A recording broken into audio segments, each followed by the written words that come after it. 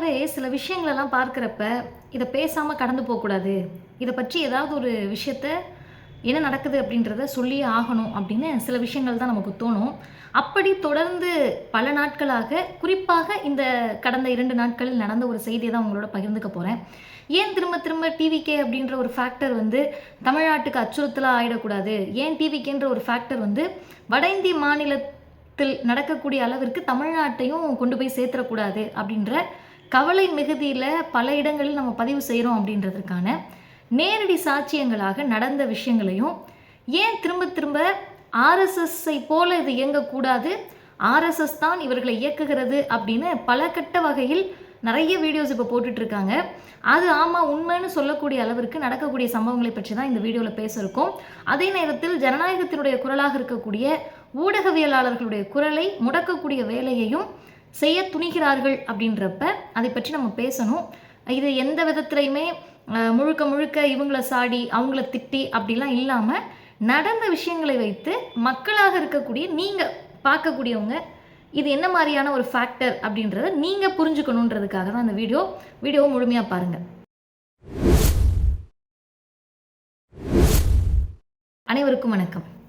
திராவிடர் கழகத்தின் சார்பில் முத்தமிழறிஞர் கலைஞருடைய பிறந்த நாள் 103வது பிறந்த நாளை 103 இடத்தில் கொண்டாடணும் அப்படின்னு திராவிடர் கழகத்தின் தலைவர் ஆசிரியர் அவர்கள் அறிவித்து எல்லா மாவட்டங்கள்லையும், குறிப்பாக தமிழ்நாடு, புதுச்சேரி, ஏன் மும்பையில் கூட நடக்குது.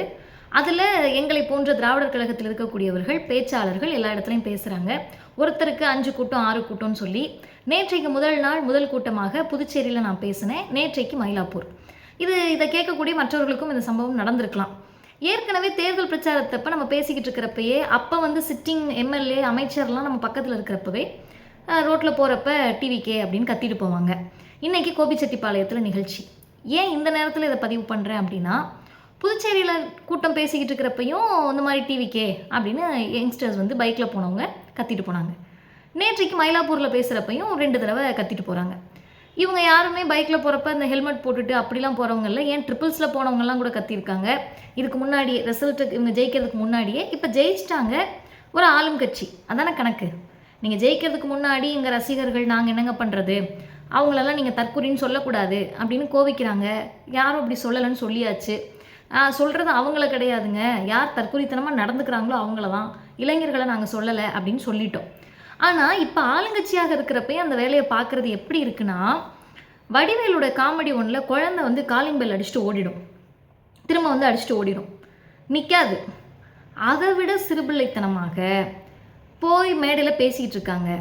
உங்களுக்கு ஒரு வேலை பிடிக்கல, கோவம் இருக்குது, கருத்தியெல்லாம் நாங்கள் பேசணும், நீங்கள் சொன்னதெல்லாம் மறுக்கிறோம் அப்படின்னா அதே இடத்துல கூட்டம் போட்டு அங்கே உட்காந்து மறுத்து பேசணும். அதை விட்டுட்டு இந்த குழந்தை பிள்ளை வடிவேல் காமெடியில் காலிங் பெல் நைன்னு அடிச்சுட்டு ஓடுற மாதிரி ஓடுனா இது என்ன? இது தமிழ்நாட்டினுடைய வரலாற்றில் திமுக கூட்டம் நடக்கிறப்ப அதிமுககாரங்களோ, அதிமுக கூட்டம் நடக்கிறப்ப திமுககாரங்களோ, ஏன் திக கூட்டம் நடக்கிறப்ப பிஜேபியோ கூட இப்படி கத்திட்டு போகிறது, இந்த சலம்பல் பண்ணுற வேலைகளெல்லாம் பெரிய அளவில் பண்ணதாக தெரியலை. நமக்கு அப்படி நேரடியாக நடக்கலை. பிஜேபி ஆர்எஸ்எஸ்காரவங்க சண்டை போட வருவாங்க, கருத்தியல் ரீதியாக சண்டை இருக்குது, எனக்கும் உனக்கும் முரண் இருக்குன்னு வர்றப்ப கூட காவல்துறை அதிகாரிகள் அதை கட்டுப்படுத்துவாங்க. நிறைய இடங்களில் பிரச்சனைகள் நடந்திருக்கு, சம்பவங்கள் நடந்திருக்கு, மிகப்பெரிய அளவில் அதை எதிர்ப்பை மீறி கூட்டங்கள்லாம் நடந்திருக்கு. ஆனால் அதுக்கும் இதுக்கும் ஒரே ஒரு வித்தியாசம் என்னன்னு கேட்டிங்கன்னா, எப்படி தேவாலயத்துலையும் இந்த மசூதி இருக்கிற இடத்துலையும் இஸ்லாமியர்களும் கிறிஸ்தவர்களும் இருக்கிற இடத்துல போயிட்டு ஜெய் ஸ்ரீராமன் கத்திட்டு ஓடுவாங்கல்ல, ஜெய் ஸ்ரீராமன் முழக்கம் விடுவாங்கல்ல, அந்த மாதிரி நீங்கள் திராவிடர் கழக கூட்டமோ திமுக கூட்டமோ நடக்கிறப்ப டிவிக்கேன்னு கத்திட்டு போகிறீங்கல்ல, அதனுடைய பொருள் என்ன? நீங்கள் என்ன சொல்ல வரீங்க? இது என்ன பண்பாடு இது? சரி, திராவிடர் கழக கூட்டம் நடக்கிறப்ப கத்துறீங்கல்ல, உங்களுடைய கொள்கை தலைவர் பெரியார் தானே.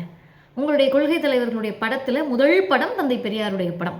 நீங்கள் தெரிஞ்சு வச்சிருக்கலாம், தெரியாமல் வச்சுருந்துருக்கலாம், அவர் யாருன்னு தெரிஞ்சு வச்சிருக்கலாம், தெரியாமல் வச்சிருக்கலாம், அவர் என்ன பேசினாருன்னு தெரிஞ்சிருக்கலாம், தெரியாமல் இருக்கலாம். ஆனால் உங்கள் தலைவர், நீங்கள் ஏற்றுக்கிட்ட முதல்வர் ஜோசப் விஜய் அவர்கள் கொள்கை தலைவராக பெரியாரை சொல்கிறாருல்ல, அந்த திராவிடர் கழகம் கூட்டம் நடக்கிறப்ப எதுக்கு கத்துறீங்க? சரி, திக கூட்டம்னா நாங்கள் கத்த மாட்டோம், நீங்கள் கலைஞர் பிறந்தநாள் கொண்டாடுறீங்கல்ல அதனால தான் கத்துறோன்னு ஒரு வேளை சொன்னால், அருமை தாவேக்காவை சார்ந்தவர்களே, உங்களுக்காக நான் சொல்கிறேன். கலைஞருடைய 48வது பிறந்தநாள் அப்போ தந்தை பெரியார் சொல்கிறாரு, பேரறிஞர் அண்ணாவினுடைய மறைவுக்கு பிறகு கலைஞர் கருணாநிதி தலைமையிலான அமைச்சரவை தமிழ்நாட்டில் இருக்கக்கூடிய எல்லாரும் பாராட்டுற அளவுக்கு இருக்குது. அதெல்லாம் விட இந்த ஆட்சி போயிட்டா தமிழருடைய கதி அதோ கதின்னு சொல்லக்கூடிய அளவிற்கு இருக்குது. யார் ஆட்சி? கலைஞர் ஆட்சி இல்லைன்னா தமிழர்களுடைய கதி அதோ கதின்னு சொல்லக்கூடிய அளவுக்கு இருக்குன்னு சொன்னவர் தந்தை பெரியார். இப்போ கலைஞருடைய பிறந்தநாளை கொண்டாடுறோம்னா அவர் முதலமைச்சராக இருந்தார், இத்தனை திட்டங்களை கொண்டு வந்தார் அப்படின்றதுக்காக மட்டும் கிடையாது. திட்டங்களை யாருனாலும் கொண்டு வரலாம். உங்கள் மொழியில் சொல்லணும்னா உங்கள் காசுலையா செய்கிறீங்க, எங்கள் வரிப்பணத்தில் தானே செய்கிறீங்க அப்படின்னு. இப்போ அதே டைலாக் யோசிச்சு பாருங்கள். உங்கள் வரிப்பணம் தானே, கரண்ட் பில்லெல்லாம் கட்டுறீங்கல்ல, எல்லா டேக்ஸும் கட்டுறீங்கல்ல, அந்த வரிப்பணத்துக்கு ஏற்றவாறு தானே அரசு உங்களுக்கு சேவை செய்யணும். மின் தட்டுப்பாடு வர்றப்ப யார்கிட்ட கேட்குறதுன்னு தெரில. முதலமைச்சர் தொகுதியான பெரம்பூரில் விடிய விடிய உட்காந்து ஆர்ப்பாட்டம் பண்ணாலும் கேட்குறதுக்கு நாதி இல்லை. அவங்கெல்லாம் எங்கே போனாங்க? இப்போ உங்கள் காசு தானே, உங்கள் காசுக்கு தான் திமுக செஞ்சிச்சுன்னா உங்கள் காசுக்கு ஏங்க தாவேக்கா செய்ய மாட்டுது? அப்போ நீங்கள் என்ன வரி கட்டினாலும் உங்கள் பணமாகவே இருந்தாலும் அதை சரியான முறையில் திரும்ப வந்து மக்கள்கிட்ட செய்கிறதுக்கு மக்கள் நல அரசு தேவை. அந்த மக்கள் நல அரசாக கலைஞர் இருந்தார், திராவிட முன்னேற்றக் கழகம் இருந்துச்சு. கலைஞர் என்பவர் ஆரிய திராவிட போரில் திராவிடத்தின் பக்கம் நின்று சண்டை போட்டார். இங்கே நடந்த சமூக மாற்றம் என்ன அப்படின்னு மேடையில் பேசினா சும்மா காலிங் பெல் அடிச்சுட்டு ஓடுற மாதிரி டிவிக்கேன்னு கத்துறதுனால என்ன உங்களுக்கு கிடைக்க போகுது? இதெல்லாம் பேசுகிறவர்களுடைய குரல் வலையை நசுக்கக்கூடிய வகையில் அதர்ம மனோஜனனோட சேனலை, யூடியூப் சேனலை முடக்கிறது, அப்புறம் மைனரனோட ஃபேஸ்புக் பேஜை முடக்கிறது, மணியமுதன் தோழரோட சோஷியல் மீடியா பேஜை முடக்கிறது, இதெல்லாம் முடக்கிறதுனால இது பிஜேபியினுடைய மாடல், இது ஆர்எஸ்எஸ்னுடைய மாடலாக தான் இருந்திருக்கு. டெல்லியினுடைய துணை இல்லாமல் இதையெல்லாம் செய்ய முடியுமா? சரி, இதெல்லாம் நடக்கிறப்ப அவங்க கேள்வி கேட்குறாங்களே, அதற்கு தார்மீக பொறுப்பேற்று பதில் சொல்லியிருக்கீங்களா? இதெல்லாம் கேட்டோம்னா நீ திமுக சொம்பு, நீ 200 ரூபாய் வாங்கிட்ட. இன்றைக்கு ஆதரவு நான் சொல்கிறாரு 1500 ரூபாய் வாங்கிட்டு தான் எல்லாம் ஜென்சி கூட்டத்துக்கு போனாங்களாம். அப்போ வழக்கமாக நீங்கள் அவளை கொடுத்து கூட்டிகிட்டு போகிறதுனால உங்களுக்கு கணக்கு தெரியுமோ? இந்த கணக்குன்னு செட்டில்மெண்ட் தெரியுமோ? எப்போ அரசியல் பண்ண வருவீங்க? எப்போ ஒரு சரியான நேர்மையான நாகரிகமான அரசியல் பண்ண வருவீங்க? ஒரு ஆளுங்கட்சியான பிறகு கூட யார் மேலேயோ பழி போட்டுட்டு யாரையோ பழி சொல்லிக்கிட்டு ரோட்டில் போகிறப்ப கத்திக்கிட்டு ஏதோ வட இந்தியாவில் நடக்கிற மாதிரி ஒரு மாப் கல்ச்சரை கொண்டு வந்து இங்கே ஒரு கல்ட்டை விதைக்கிறது, இதெல்லாம் தமிழ்நாடு அரசியல் கிடையாது. எந்த மக்கள் ரீல்ஸை பார்த்து உங்கள் மீது சரின்னு நம்பினாங்களோ, ஒரு குறிப்பிட்ட குரூப் நம்பியிருப்பாங்கல்ல, அவங்களே இன்றைக்கி நடக்கக்கூடிய கூத்துக்களை பார்த்து தப்பு பண்ணிட்டோமோன்னு உணரக்கூடிய வகையில் ஆட்சி நடத்திக்கிட்டு இருக்கீங்க. இதையெல்லாம் பேசுகிறப்ப நீங்கள் கொள்கை தலைவராக பெரியாரை ஏற்றுக்கொண்டால் தந்தை பெரியாருடைய வரலாற்றை உங்களுடைய தொண்டர்களை, மன்னிக்கணும், ரசிகர்களை வாசிக்க வைங்க. அதை வாசிக்காதவரை யார்கிட்ட சண்டை போடுறோம், எதுக்கு சண்டை போடுறோம், என்ன நடக்குது, எது ஒன்றும் தெரியாமல் ரசிக மனநிலையில் இருந்து உங்களையும் நீங்கள் வீழ்த்தி கொண்டு தமிழ்நாட்டை நாசமாக்கிடாதீங்க அப்படின்றது தான் எல்லாருடைய குரலாகவும் இருக்கிறது. திருப்பரங்குன்ற விஷயத்தில் ஏன் நீங்கள் ஸ்டாண்ட் எடுக்கலைன்னு ஒரு கேள்வி வருது. திருப்பரங்குன்ற ஃபைல்ஸை வெளியிடுறப்ப அந்த யூடியூப் சேனல் அறக்கழகம் சார்பாக திருப்பரங்குன்ற ஃபைல்ஸை வெளியிட்டா அதுக்கு தடை விதிக்கிறீங்களேன்றது ஒரு கேள்வி. இந்த கேள்விக்கு பதில் இருந்தால் சொல்லணும்.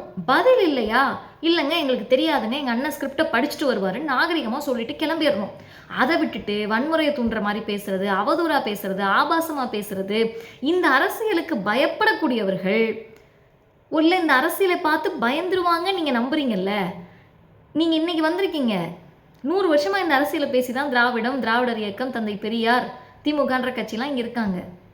இப்போ இதை பார்த்து பயந்துருவாங்க நம்புற அளவுக்கு உங்களுக்கு யாருங்க ஸ்கிரிப்ட் ரெடி பண்ணி கொடுக்குறா? உங்கள் ப்ராடக்ட் வித்துருச்சுன்றதுக்காகவே, ஜோசப் விஜய்ன்ற ஒரு ப்ராடக்ட்டை வித்துட்டாங்கன்றதுக்காகவே எல்லா ப்ராடக்ட்டையும் தமிழ்நாட்டில் வித்துடலான்னு எப்படிங்க நினைக்கிறீங்க? எனவே கொஞ்சமாக அது புரிஞ்சுக்கங்க. எங்கே வந்து கத்துறீங்க, யார்கிட்ட கத்துறீங்க, இப்படி கத்தலாமா, இது சரியா அப்படின்றத புரிஞ்சுக்கிட்டு வந்து கத்துங்க. நன்றி.